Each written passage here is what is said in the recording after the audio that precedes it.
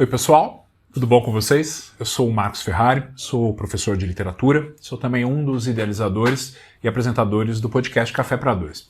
E estou conversando com você por aqui sobre algumas das obras de leitura obrigatória para o vestibular da FUVEST deste ano.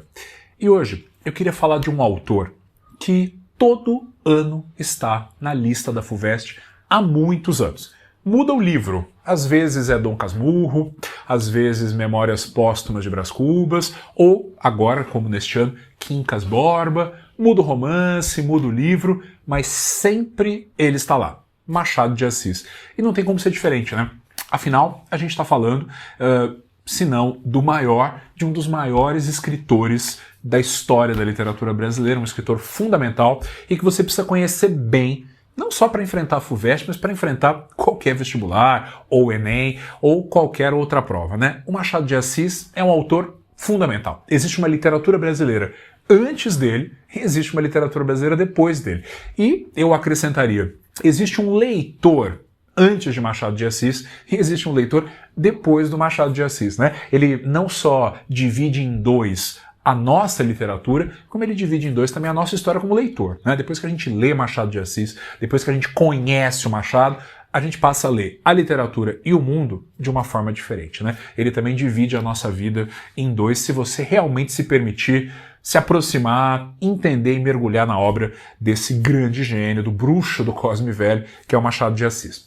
Agora, o Machado de Assis, embora seja um grande escritor, fundador, né, e primeiro presidente da Academia Brasileira de Letras, um autor muito estudado, talvez o autor brasileiro mais estudado, um autor que agora, recentemente, o que é também uma grande injustiça, mas recentemente começou a ser conhecido fora do Brasil, traduzido para outras línguas, reverenciado em outras línguas, porque de fato o Machado é um dos grandes escritores do mundo, né? É porque ele escreveu em português, viveu no Brasil, um lugar periférico, atrasado, ainda mais no século XIX.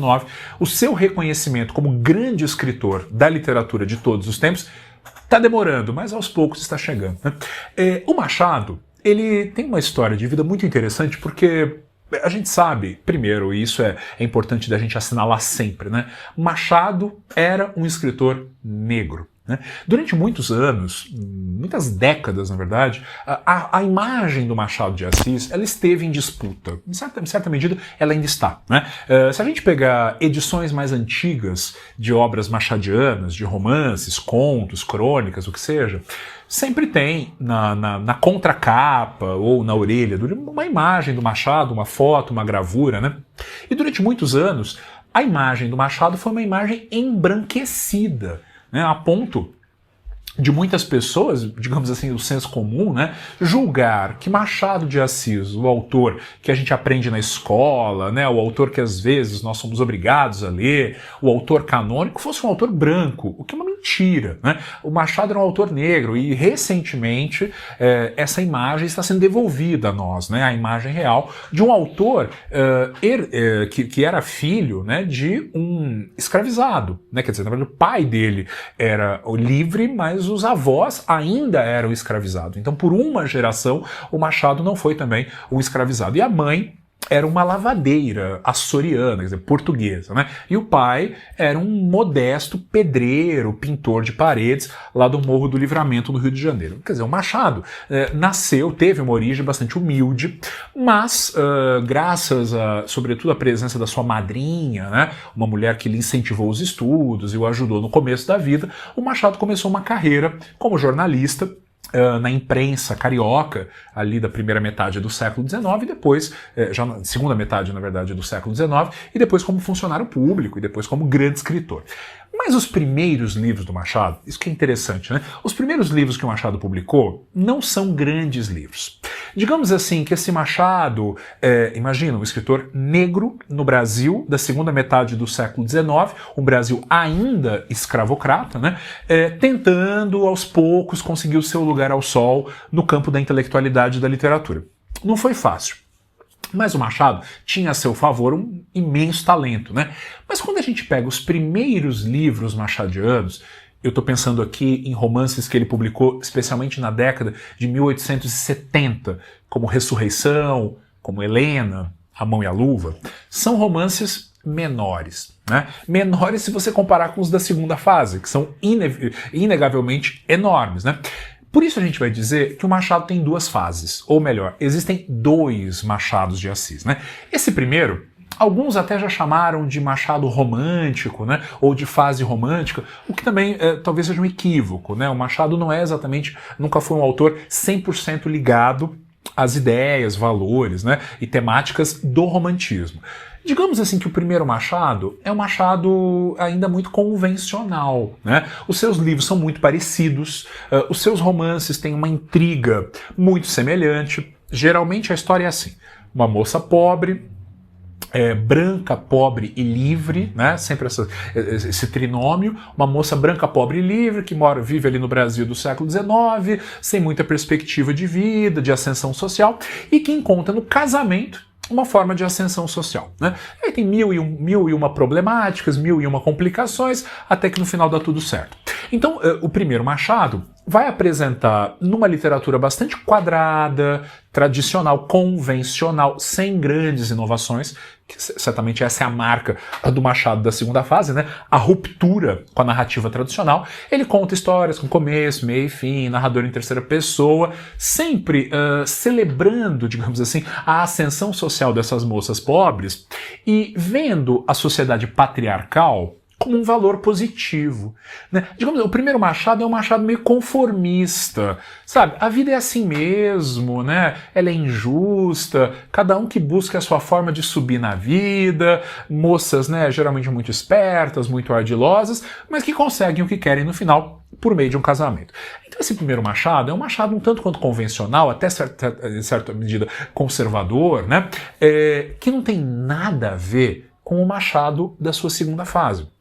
Ninguém sabe muito bem o que é que aconteceu entre um livro e outro.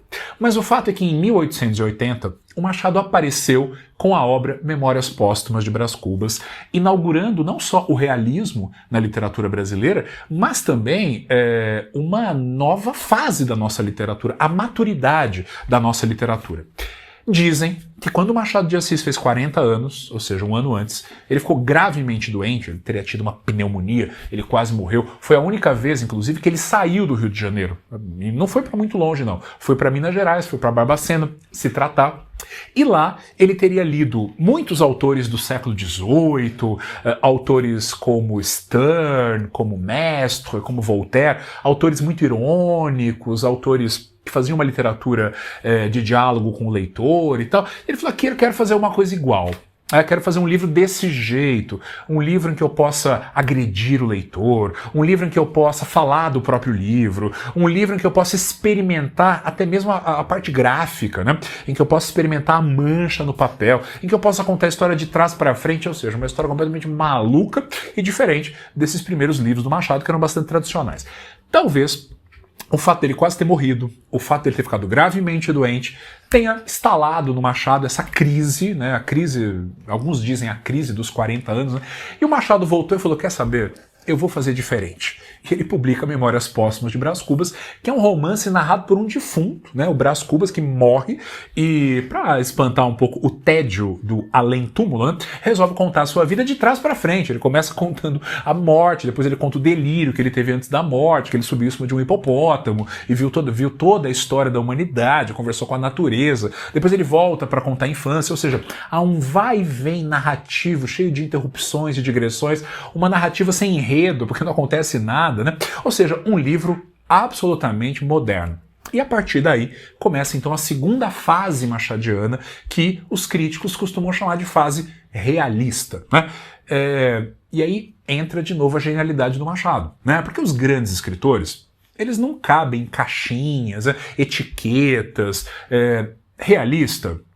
Sim, né? Vamos dizer que os livros que o Machado escreveu a partir do Brás Cubas, e eu estou incluindo aí Quincas Borba e Dom Casmurro, né, os 3 livros mais famosos do Machado, são livros realistas, inauguram e concretizam o realismo no Brasil. É verdade. Crítica social, né? Um olhar assim, de análise dos comportamentos, profundidade psicológica, são características que a gente encontra na literatura realista. Mas, gente, um livro narrado por um defunto não é exatamente verossímil, né? E o realismo europeu, o realismo do Flaubert, do Tolstói, desses grandes mestres, né, buscava sempre a verossimilhança, uma literatura muito calcada na realidade, no que é possível, no que é plausível. E um morto que volta para contar a sua história não é exatamente plausível e verossímil, né? O que eu quero dizer é que o Machado é realista, mas ao seu modo. Né? O Machado é realista do seu jeito, o que atesta, obviamente, a sua genialidade e a sua originalidade, aqui no contexto, né, da literatura brasileira. E o que marca esse segundo Machado, né, esse autor que vai realmente deixar uma obra magnífica para nós, que até hoje a gente lê e ela não se esgota, ela não envelhece? É que Machado talvez seja o primeiro escritor brasileiro a fazer uma narrativa que nós poderíamos chamar de narrativa problematizante. O Machado do Brás Cubas, ou do Quincas Borba, não é um autor que se limita a apresentar fatos, situações e personagens. Mas é um autor que, ao apresentar fatos, situações e personagens, ele está mais preocupado em compreender as reais motivações que levam as personagens a fazerem aquilo. Né? Ou seja, o que é que está por trás das máscaras sociais? Quer dizer, tudo bem, a gente pode fazer alguma coisa. É o caso de um dos contos mais brilhantes do Machado de Assis, A Causa Secreta, que ele publicou alguns anos após Brás Cubas, que é a história de um homem que todo mundo, né, considera um grande, assim, um homem muito generoso, um homem que faz tudo pelos outros, um homem que abre uma casa de saúde, financia do próprio bolso um hospital para cuidar dos doentes.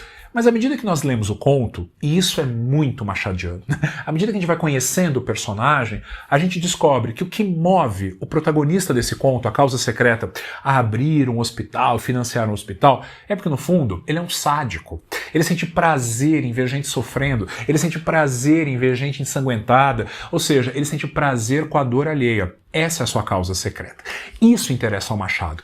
Qual é aquela motivação que a gente não confessa a ninguém? Qual é aquele desejo que a gente guarda em segredo e não conta para nenhuma pessoa, nem para o nosso espelho? O que é que está por trás dos disfarces, das máscaras e das aparências? É isso que o Machado quer investigar. Então o Machado é um escritor que problematiza as ações humanas, porque o que interessa a ele é aquilo que está oculto, é aquilo que não se mostra. Nesse sentido, o Machado é um autor desmascarador.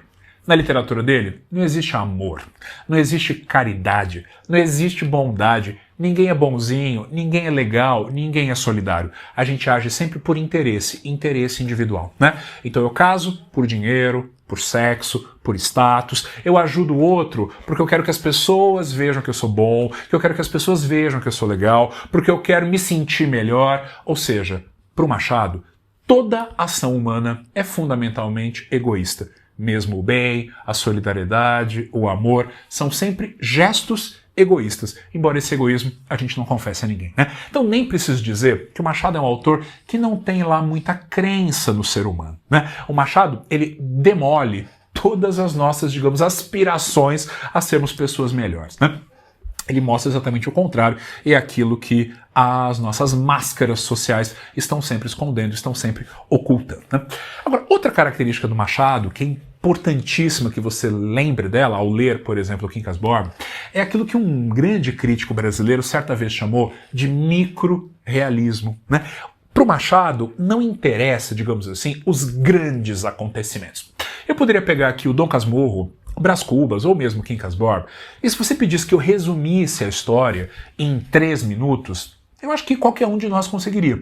Porque o que está acontecendo, né? Fulano conheceu fulano, casou com fulano, separou com... né? Ou seja, digamos assim, o enredo, os acontecimentos que vão criando uma história, não são, digamos, o foco do Machado.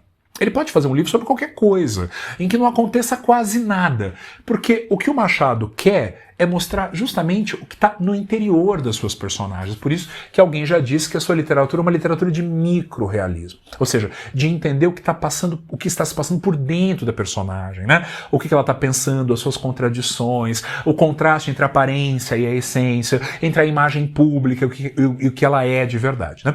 Então é um autor que vai no micro, no pequeno, no reduzido, e ali ele mostra toda a complexidade do ser humano, toda a complexidade e as múltiplas camadas dos seus personagens. Em narrativas muito metalinguísticas, Quem já leu Machado de Assis sabe que o Machado da segunda fase, né? O narrador está sempre falando sobre o próprio livro, sobre a escrita do próprio livro, sobre o capítulo que ele acabou de escrever ou sobre o capítulo que ele ainda vai escrever, dialogando com o leitor, muitas vezes de forma debochada, de forma agressiva, de forma, né, irônica, porque a ironia é, sem dúvida, a cama, né? A base do estilo machadiano é a ironia.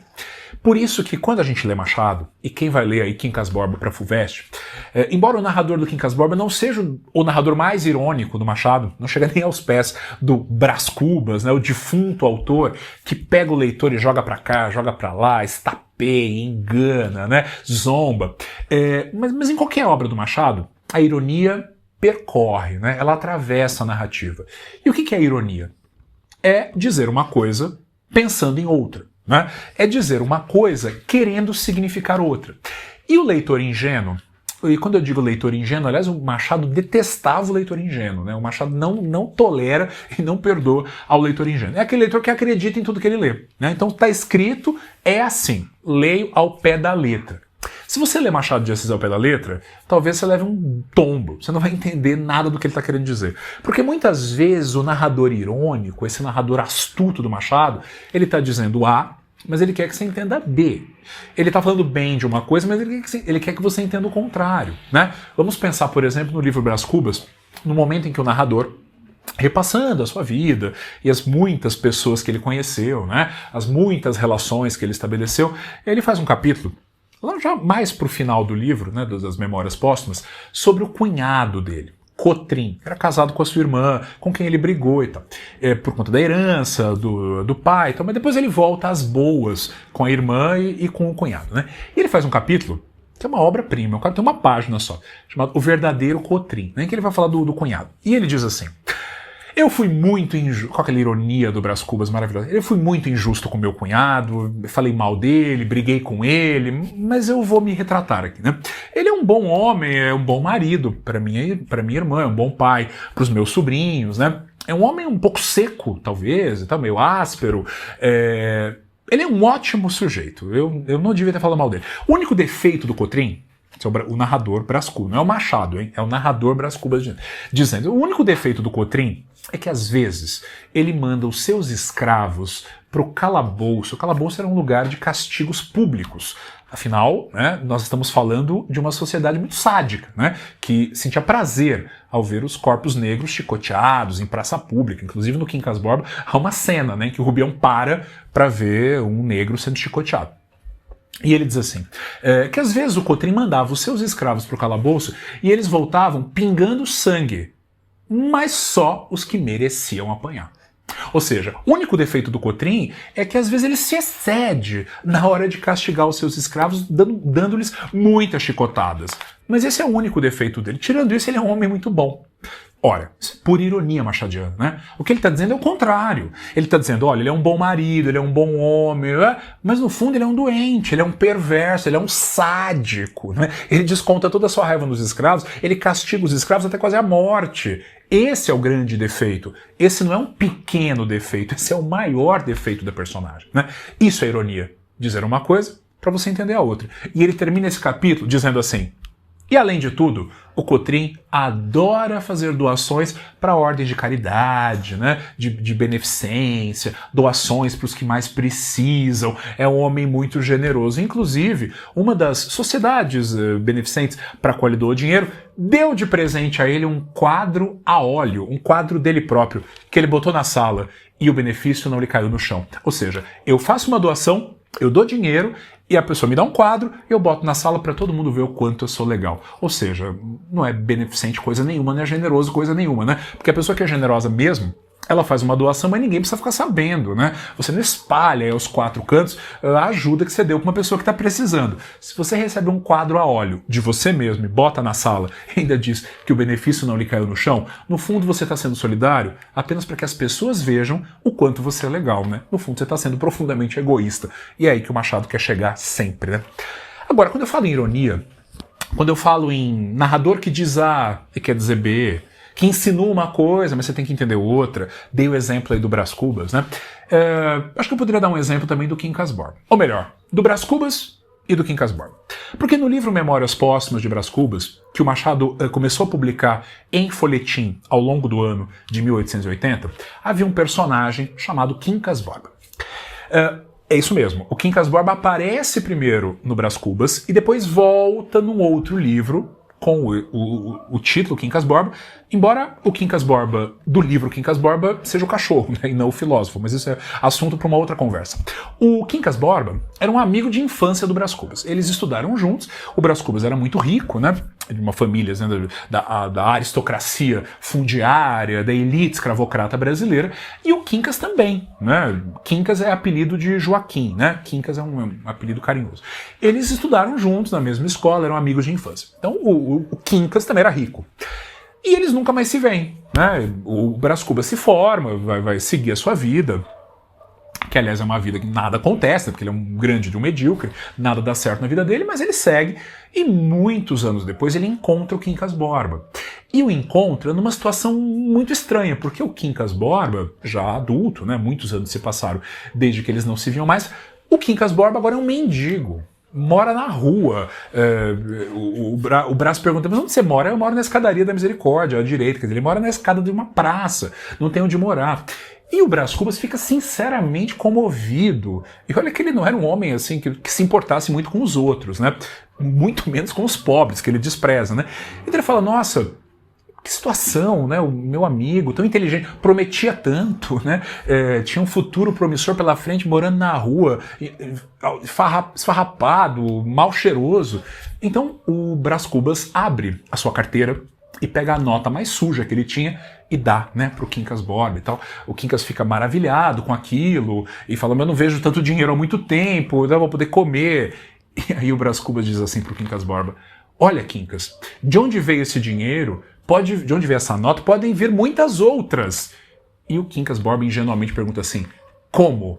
E o Brás Cubas responde, trabalhando. O Brás Cubas, que nunca trabalhou, era um herdeiro, né? Ele nunca trabalhou na vida, tanto que quando o livro termina ele diz, né, coube-me a boa fortuna de nunca comprar o pão com o suor do meu rosto. Mas quando ele encontra o amigo mendiga, trabalhe que você terá mais dinheiro, né? O fato é que o Quincas Borba não vai trabalhar, ele vai ganhar uma herança. Do nada, e não é bem do nada, você já vai entender, mas do nada, o Quincas Borba descobre que havia um tio dele lá em Barbacena, milionário, o tio morre e deixa toda a herança para o Quincas Borba. E aí o Quincas manda uma carta para o Brás Cubas dizendo assim, porque eu omiti um detalhe, né, mas esse detalhe é delicioso também. Quando o Brás e o Quincas se encontram pela primeira vez na rua, né, depois de muito tempo na rua, eles se dão um abraço. E na hora do abraço, o Quincas mete a mão no bolso do Brás Cubas e rouba um relógio. E o Brás Cubas depois percebe e fica muito puto, né, chateado. Ajudei e o cara ainda afanou, né, passou a mão no meu relógio. Muito tempo depois, o Quincas manda uma carta para o Brás Cubas dizendo assim, eu peguei o seu relógio, confesso, eu precisava, né? Eu tava sem nada, tava morando na rua, mas agora eu estou rico, comprei um relógio ainda melhor, estou enviando para você de presente, e se você me perdoar, eu queria muito encontrar você, queria muito jantar com você, para apresentar a você a minha filosofia. Porque o Quincas Borba, além de tudo, é filósofo. E ele vai, de fato, apresentar ao Brás Cubas, no livro, né, Memórias Póstumas, a sua teoria filosófica, que vai aparecer no livro Quincas Borba. Aliás, impossível entender o livro Quincas Borba se você não entender o humanitismo, né? O sistema filosófico criado pelo Quincas Borba e que ele vai apresentar para o seu amigo Brás Cubas e que depois no livro Quincas Borba ele vai apresentar ao Rubião, seu amigo e seu discípulo lá em Minas Gerais, né? Mais um exemplo cabal da ironia machadiana. Humanitismo parece uma coisa muito séria, pelo menos no livro, é apresentado como algo muito sério, muito complexo, uma filosofia muito intrincada. Mas não é bem assim. Na verdade, esse humanitismo inventado pelo Quincas Borba não passa de uma grande piada, de mais uma ironia machadiana, até porque quando eu falo humanitismo, certamente, e eu estou pensando aqui em século XIX, né? Segunda metade do século XIX, você pensa em positivismo, darwinismo social, evolucionismo, um monte de teorias que tiveram grande voga grande fama na segunda metade do século XIX, né? É o período do cientificismo, é o período em que essas teorias científicas começam a embasar a literatura, a política, mil outros aspectos, né, da vida social, num momento de ápice da ciência, né? Mas uma ciência com viés, né, que foi muito distorcida, e a gente sabe, por exemplo, o quanto o racismo, a escravidão, o neocolonialismo africano tiveram embasamento científico, né, ou pseudocientífico, melhor dizendo. O fato é que essas teorias, né, estavam muito em voga. E o Machado coloca na boca da sua personagem mais um ismo, humanitismo, que é como se fosse uma espécie de mistura, né, de positivismo com darwinismo social, e que no fundo não passa de uma grande piada, de uma grande sátira machadiana. Até porque o Machado é um autor que, eu falei várias palavras aqui, irônico, metalinguístico, microrrealista, mas se a gente quisesse uma palavra que resume perfeitamente o olhar que o Machado tem para o ser humano, para a sociedade, essa palavra é cético. O Machado cultiva uma razão cética. O Machado não acredita que o ser humano possa ser explicado por essa ou por aquela teoria. O Machado sabe que as ações humanas são sempre irredutíveis a explicações lógicas ou racionais. Nem sempre a gente se comporta de forma lógica. Nem sempre a gente se comporta como o esperado. Há sempre alguma coisa de mistério, de contingente, de imponderável, de inexplicável nas ações humanas. E o Machado duvida de explicações totais, né? Isso aqui é a explicação definitiva do homem. Você deve lembrar, por exemplo, determinismo, né? Quantos livros da época do Machado de Assis, como O Curtiço e tantos outros, né, apresentavam os personagens sendo explicadas com base em conceitos deterministas, né? Raça, meio, a pessoa é negra, então ela se comporta desse jeito, ela é mestiça, então o seu comportamento será assim, ela mora neste meio, ela mora no Curtiço, né, no romance lá do Aloysio Azevedo, que saiu inclusive um ano antes do Quincas Borba. Mora no Curtiço, então óbvio que o lugar é promíscuo, o lugar é pobre, ela só pode ser assim. O Machado olhava para tudo isso e dizia assim: não é assim que funciona, não é causa e efeito, preto no branco, não é desse jeito. Há alguma coisa aí no meio do caminho que não dá para explicar, ou que não aceita uma explicação total e definitiva. O Machado é o autor da dúvida, é o autor da ironia, daquele riso de canto de boca. O Machado, ele sempre sabe que alguma coisa escapa. Então ele bota na boca do Quincas Borba uma teoria que, segundo ele, é a explicação definitiva, a filosofia de todas as filosofias, para mostrar justamente a sua dúvida em relação a essas explicações filosóficas e científicas que são naturalmente falhas. E o que é o tal do humanitismo? Eu sei que é difícil de entender, muita gente tem dúvida, dificuldade, lê o livro, não entende e tal, mas, sério, não é difícil. Na verdade, o que é o humanitismo? É uma grande paródia do darwinismo social, que, por sua vez, era uma deturpação da teoria evolucionista do Darwin. O que o Quincas Borba vai nos dizer é que a vida se resume, como ele mesmo vai apontar lá no Quincas Borba, a uma grande disputa por batatas, né? Ou seja, uma disputa por sobrevivência, por alimento. E aí ele vai criar aquela famosa metáfora das duas tribos, né? Quem leu Quincas Borba deve lembrar. Duas tribos indígenas, rivais, né? Entre elas um grande campo de batatas, só que as batatas, se fossem divididas igualmente entre elas, não seriam suficientes para alimentar todos os indígenas, né? Ou seja, se as duas tribos fizessem um acordo e dividissem as batatas, todas morreriam de fome, de inanição, porque as batatas não alimentariam, elas não dão para duas tribos. Mas se uma tribo declarasse guerra a outra, e se uma tribo aniquilasse a outra e pegasse para si todas aquelas batatas, essa tribo ficaria bem alimentada, bem nutrida, teria força para procurar alimento em outro lugar. Qual é a conclusão a que o Quincas Borba chega? A conclusão é aqui, de que a humanidade é mais importante do que o indivíduo. Quer dizer, a espécie é mais importante que o indivíduo. No primeiro cenário, morreu todo mundo. No segundo cenário, sobreviveu metade. Ótimo. Ah, mas e a outra tribo que foi aniquilada? É natural. Quer dizer, ele quer nos convencer de que a guerra, de que a violência são naturais e necessárias para a perpetuação da espécie. E desde que a espécie perpetue, os que não são absorvidos, os que morrem, então são cuspidos no meio do processo, não temos que ter sequer pena deles. É natural. Você está percebendo aonde o Machado quer chegar? No fundo, essa ideia da luta pela sobrevivência, de que alguns vieram para ter todas as batatas, outros vieram para não ter as batatas, mas é assim, tipo selva, né? É assim mesmo, é um bicho comendo o outro, é um tentando sobreviver em cima do outro. Isso é natural. Não é, né? Até porque, primeiro que luta pela sobrevivência, luta pelas batatas, onde é que o Brás Cubas lutou pelas suas batatas? E o Quincas, que recebeu uma herança do céu? Olha a hipocrisia, né? A hipocrisia dessa elite brasileira, uma elite escravocrata, que encontra nessa teoria, no fundo, uma tentativa de justificar os seus privilégios. Bem, eu sou rico. Eu tenho escravos, né? Eu não trabalho. Mas por quê? Porque eu lutei pelas minhas batatas, né? Ou seja, se eu estou bem e os meus escravos estão mal, é natural que seja assim, né? A desigualdade que talvez exista na natureza, né? Há animais mais fortes que outros, há animais que são predadores de outros, tudo bem. Mas na vida em sociedade não, né? Na vida em sociedade nós não competimos em condições iguais, muito menos numa sociedade profundamente injusta, desigual e escravocrata, como era a sociedade brasileira da segunda metade do século XIX. Então, o que o Machado ironicamente coloca na boca do Quincas Borba é uma pseudo-teoria que racionaliza a desigualdade como se ela fosse natural, que justifica os privilégios e que aponta a vida como uma luta pela sobrevivência, em que as batatas ficam sempre nas mãos das mesmas pessoas. Mas isso não deve gerar na gente comoção, revolta ou ódio, senão conformismo, né? Então, quando você entende o que significa essa teoria, ainda mais enunciada pela boca de membros da elite brasileira, você percebe que ela é apenas uma tentativa de justificar o status quo dessa elite, que é sempre vencedora, pisando na cabeça dos outros, que são os fracos, e sendo fracos não interessam. Isso é ler Machado de Assis, né? É perceber que atrás das entrelinhas e atrás das ironias há um forte conteúdo social, e que nem todos os contemporâneos entenderam.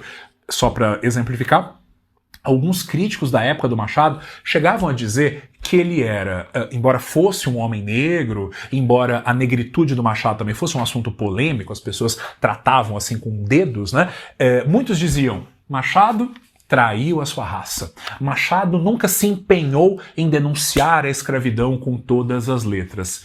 Erro crasso, né? As pessoas que diziam isso não entendiam o Machado de Assis. Porque o que o Machado de Assis faz, e talvez essa seja o salto, né, de qualidade desse autor, é que ele não é Castro Alves, né? Ele não é romântico, ele não vai escrever o Navio Negreiro, ele não vai fazer uma denúncia acalorada da escravidão. De fato, ele não vai dar aos personagens escravizados protagonismo. De fato, há pouquíssimos personagens escravizados do Machado de Assis, talvez o mais famoso seja o Prudêncio, do livro Brás Cubas, embora apareça só em 2 capítulos, né?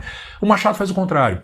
Em vez de dar voz ao escravizado, ele dá voz ao senhor de escravos, né? Ou seja, ele dá voz àquele que segura o chicote, não aquele que toma a chicotada no lombo, né? E vai mostrar o quanto esse senhor de escravos é volúvel, é classista, é racista, é sádico, é perverso e é mau. E dessa forma, o Machado está fazendo, de cima para baixo, uma crítica completa à sociedade escravocrata brasileira do século XIX, a qual ele viu, vivenciou e criticou. Mas essa crítica está sempre escondida nas entrelinhas. Esse é o Machado de Assis. Boas leituras para vocês, bons estudos, e a gente se encontra em outro vídeo, em outra conversa, sobre mais algum autor cobrado aí pela FUVEST. Tchau, tchau. Até mais.